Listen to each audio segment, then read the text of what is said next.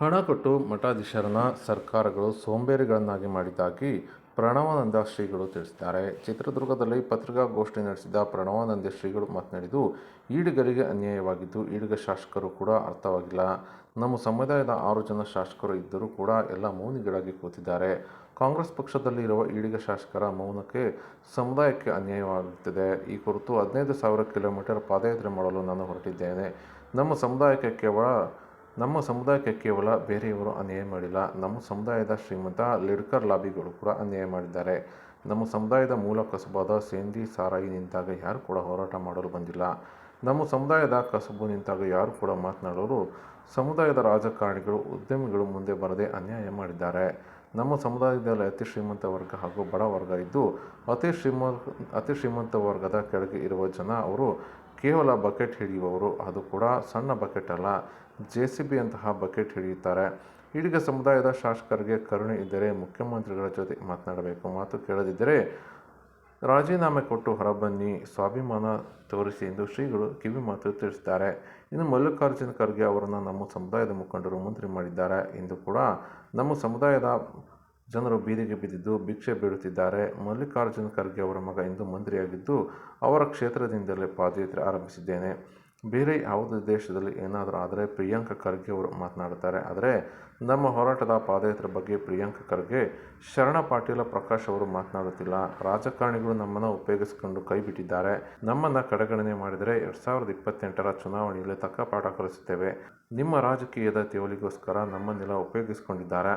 ಇನ್ನು ಮಠಗಳನ್ನು ಸೆಳೆಯುವುದಕ್ಕೋಸ್ಕರ ಬಜೆಟ್ನಲ್ಲಿ ಹಣವನ್ನು ಕೊಡುತ್ತಾ ಬಂದಿದ್ದು, ಹಣ ಕೊಡುವುದಾದರೆ ಸಮಾನವಾಗಿ ಕೊಡಿ. ಹಣ ಕೊಟ್ಟು ಮಠಾಧೀಶರುಗಳನ್ನ ಸೋಂಬೇರಿಗಳನ್ನಾಗಿ ಮಾಡುವುದು. ಇದರಿಂದಾಗಿ ಮಠಾಧೀಶರು ಹಳ್ಳಿಗಳ ಪ್ರವಾಸ ಮಾಡುವುದನ್ನು ಬಿಟ್ಟಿದ್ದಾರೆ. ಮಠಾಧೀಶರು ಹಳ್ಳಿಗಳಲ್ಲಿ ಓಡಾಡಿ ಭಿಕ್ಷೆ ಬೇಡಿ ಮಠಗಳನ್ನು ನಡೆಸಬೇಕು. ಸರ್ಕಾರಗಳು ತಮ್ಮ ತೇವರಿಗಾಗಿ ಮಠಗಳನ್ನು ಬಳಸಿಕೊಂಡಿದ್ದಾಗಿ ಪ್ರಣವಾನಂದ ಶ್ರೀಗಳು ಕಿಡಿಕಾರಿದ್ದಾರೆ. ಬ್ಯಾಂಗ್ಳೂರುವರೆಗೆ ಹೋಗಿ ಹೇಳಿ ಅವತ್ತು ಬಂಗಾರಪುರ ಹೇಳಿದರು, ಇದು ಮಾಡಬೇಡ ವೆಂಕಯ್ಯ ಗುತ್ತಿಗೆದಾರವರೇ, ತಪ್ಪಾಗ್ತದೆ, ಅದು ಮತ್ತೆ ಮುಂದೆ ನಿಮಗೆ ಮತ್ತೆ ತೆರಿಗೆ ಬೀಳುತ್ತೆ ಅಂತ ಹೇಳಿದಾಗ ಇಲ್ಲ ಮಾಡಲೇಬೇಕು ಅಂತ ಬಂದಾಗ ಬಂಗಾರಪ್ಪನವರ ಸಂಪುಟ ಸಚಿವದಲ್ಲಿ ಮಲ್ಲಿಕಾರ್ಜುನ ಖರ್ಗೆ ಅವರನ್ನ ಮಂತ್ರಿ ಮಾಡಿರ್ತಕ್ಕಂಥದ್ದು ಮಾಲಿಕೆಯ ಗುತ್ತಿಗೆದಾರ ತಂದೆಯವರು ವೆಂಕಯ್ಯ ಗುತ್ತಿಗೆದಾರವರು. ಮಲ್ಲಿಕಾರ್ಜುನ ಖರ್ಗೆ ಅವರೇ, ಆ ಸಮಾಜ ಇವತ್ತು ಬೀದಿಗೆ ಬಂದಿದೆ. ಆ ಸಮಾಜ ಇವತ್ತು ಭಿಕ್ಷೆ ಬೇಡ್ತಾ ಇದೆ. ತಮ್ಮ ನಿಲವೇನು? ತಮ್ಮ ಮಗ ಇವತ್ತು ರಾಜ್ಯದಲ್ಲಿ ಮಂತ್ರಿ ಆಗಿದ್ದೀರಿ. ತಮ್ಮ ಮಗನ ಕ್ಷೇತ್ರದಿಂದ ಪಾದಯಾತ್ರೆ ಪ್ರಾರಂಭ ಮಾಡಿದ್ದಾರೆ. ಆಸ್ಟ್ರೇಲಿಯಲ್ಲಿಯೂ ಇಂಗ್ಲೆಂಡಲ್ಲಿ ಏನಾದರೂ ಘಟನೆ ಆದರೂ ಪ್ರಿಯಾಂಕರ್ಗೆ ಸ್ಟೇಟ್ಮೆಂಟ್ ಕೊಡ್ತಾರೆ. ಆದರೆ ಅವರ ಕ್ಷೇತ್ರದಿಂದ ಪ್ರಾರಂಭ ಆಗಿರತಕ್ಕಂಥ ಈ ಪಾದಯಾತ್ರೆಯ ಬಗ್ಗೆ ಸಂಪೂರ್ಣವಾಗಿ ಪ್ರಿಯಾಂಕರ್ಗೆ ಅವರು, ಶರಣ್ ಪ್ರಕಾಶ್ ಪಾಟೀಲ್ ಅವರು ಇವರು ಸಂಪೂರ್ಣವಾಗಿ ಮೌನಿಯಾಗಿದ್ದಾರೆ.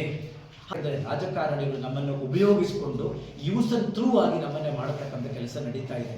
ಅದಕ್ಕೆ ನಾನು ಹೇಳುತ್ತಾ ಇದ್ದೇನೆ, ಫೆಬ್ರವರಿ 12ನೇ ತಾರೀಕು ಮಾನ್ಯ ಮುಖ್ಯಮಂತ್ರಿಗಳ ತಾವು ಈ ಸಮುದಾಯದ ನೋವನ್ನು ಕೇಳಬೇಕು, ಈ ಬೇಡಿಕೆಯನ್ನು ಈಡೇರಿಸಬೇಕು. ಒಂದು ವೇಳೆ ನಮ್ಮವರೇ ತಮ್ಮ ಆಜುಬಾಜು ಕೂತ್ಕೊಂಡು ಸುಮ್ಮನೆ ಏನೂ ಆಗೋದಿಲ್ಲ, ಅದಾಗಲ್ಲ ಅಂದಲ್ಲೇ ಹೇಳಿದರೆ ಕಷ್ಟವಾಗ್ತದೆ, ಪಕ್ಷಕ್ಕೆ ಡ್ಯಾಮೇಜ್ ಆಗ್ತದೆ.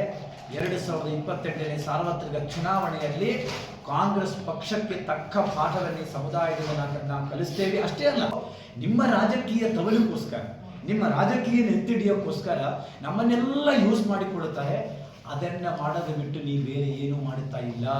ಮತ್ತೆ ಮಠಗಳನ್ನೇ ಸೆಳೆಯೋದಕ್ಕೋಸ್ಕರ, ಮಠಮಾನ್ಯಗಳನ್ನೇ ಸೆಳೆಯೋದಕ್ಕೋಸ್ಕರ ನೀವೇನು ಮಾಡುತ್ತಾ ಪ್ರತಿ ಬಜೆಟಲ್ಲಿಯೂ ಕೂಡ ಒಂದಷ್ಟು ಹಣದಲ್ಲಿ ಕೊಡ್ತಾ ಇದ್ದೀರಿ ಮಠಗಳಿಗೆ. ನಾನು ಹೇಳ್ತಾ ಇದ್ದೀನಿ, ಮಠಗಳಿಗೆ ಹಣವನ್ನು ಕೊಡ್ತೀನಿ ಅಂತಂದರೆ ಎಲ್ಲ ಮಠಗಳಿಗೂ ಸಮಾನವಾಗಿ ದುಡ್ಡನ್ನು ಕೊಡಿ. ಇಲ್ಲವಾದರೆ ಮಠಗಳಿಗೆ ಹಣವನ್ನು ಕೊಡಬೇಡಿ, ಅವಶ್ಯಕತೆಯೇ ಇಲ್ಲ.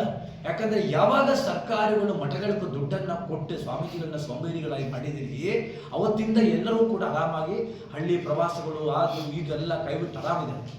ಸೊ ಇದು ವ್ಯವಸ್ಥೆಯನ್ನು ಸರ್ಕಾರದ ಹಣ ಬೇಕಾಗಿಲ್ಲ ಮಠಗಳಿಗೆ.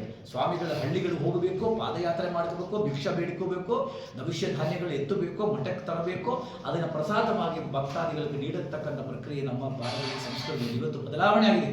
ನಿಮ್ಮ ರಾಜಕೀಯ ತಮಿಳುಗೋಸ್ಕರ ಹೇಳ್ತೀರಿ ಇದೆಲ್ಲವನ್ನೆಯೂ ಕೂಡ. ಆಗ ಏನಾದರೂ ಅಭಿಪ್ರಾಯ ಹೇಳಿದರೆ ನೀವೇನು ಹೇಳ್ತೀರಿ, ಸ್ವಾಮೀಜಿಗಳು ರಾಜಕೀಯ ಮಾಡಬಾರ್ದಂತ. ಸೊ ಇದನ್ನೆಲ್ಲ ಸರಿಯಾದ ಪದ್ಧತಿಯಲ್ಲ. ರಾಜ್ಯದ ಅತಿ ಹಿಂದುಳಿದ ಮಠಾಧೀಶರ ಕಷ್ಟವೂ ಕೂಡ ಬಹಳ ದೊಡ್ಡ ಪರಿಸ್ಥಿತಿ. ಇವತ್ತು ಚಿತ್ರದುರ್ಗದಲ್ಲಿ ನೋಡೋಣ, ಛಲವಾದಿ ಮಠ ಹೆಂಗಿದೆ, ಸೇವಲಾರ ಮಠ ಹೇಗಿದೆ, ಬಹಳಷ್ಟು ಮಠಗಳು, ಕುಂಬಾರ ಮಠ ಹೇಗಿದೆ, ಬಹಳಷ್ಟು ಮಠಗಳೇನಿದೆ ಕಷ್ಟದಲ್ಲಿದೆ ಇವತ್ತು. ಆದರೆ ಕೊಟ್ಟ ಮಠಗಳಿಗೆ 10 ಕೋಟಿ.